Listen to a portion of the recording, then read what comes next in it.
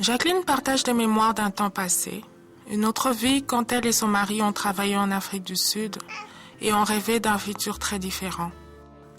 Maintenant, séropositive et après avoir perdu une fille par le sida, elle lutte pour élever ses 2 enfants dans la capitale du Cameroun, Yaoundé. Le mari de Jacqueline a quitté le pays peu après qu'elle ait été enceinte de leur 2e enfant. Le fils le plus âgé de Jacqueline, Guillaume, 5 ans, est également séropositif.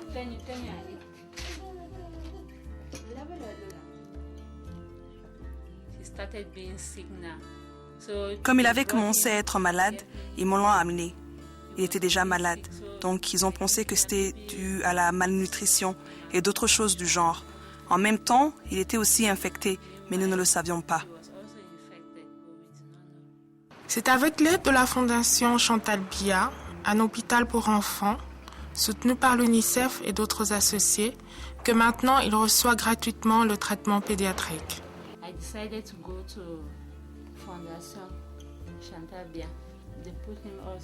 J'ai décidé d'aller à la fondation. Ils l'ont mis sous traitement. Depuis lors, il n'a pas eu de problème.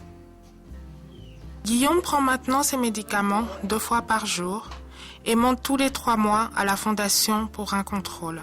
Il est l'un des chanceux. Avec les 45 000 enfants estimés séropositifs, il reste beaucoup à faire pour augmenter proportionnellement le traitement, particulièrement dans les contrées lointaines.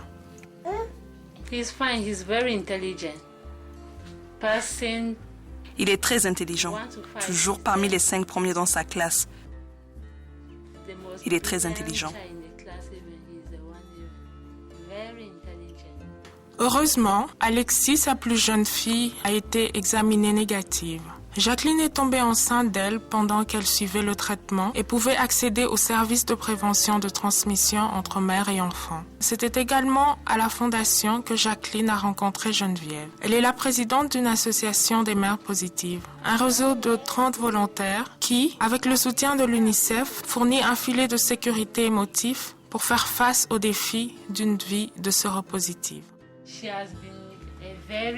Elle a été comme une sœur pour moi. Elle est tout pour moi. Bref, je n'ai pas de secret pour elle. Elle est comme une sœur pour moi. Les femmes sont volontaires à l'hôpital où elles assistent les familles qui viennent juste de découvrir leur statut. Elles leur rendent visite dans leur maison et souvent, étant donné que le stigma est encore grand, elles agissent en tant que famille de remplacement pour ceux qui sont abandonnés. On fait dans l'hygiène morale, l'hygiène morale. Il faut être propre dans ta tête, dans ton cœur et dans ton corps. C'est ça qu'on dit aux mamans, la vie positive. Faisons la vie positive.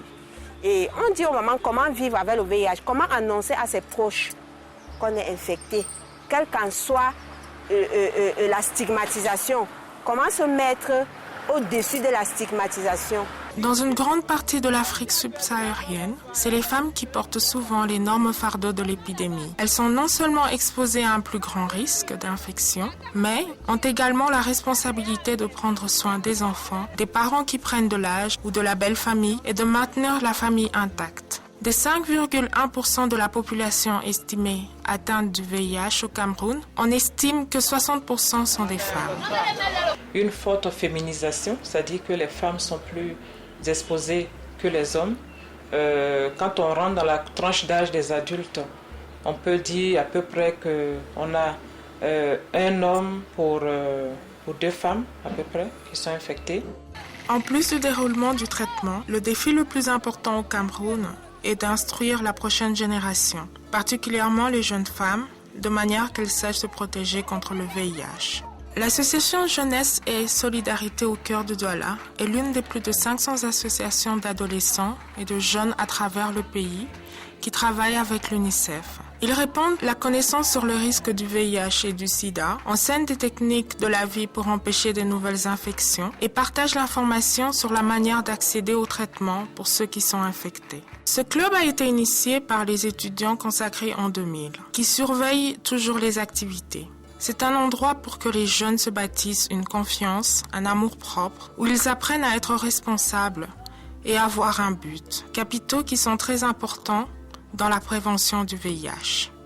Après avoir établi une carte de risque et de vulnérabilité dans leur voisinage, identifier des zones de risque pour la jeunesse, les endroits comme des bars, les boîtes de nuit, les salons de coiffure, où les gens se rassemblent, des équipes d'éducateurs de pairs se dirigent dans les rues pour répandre la parole.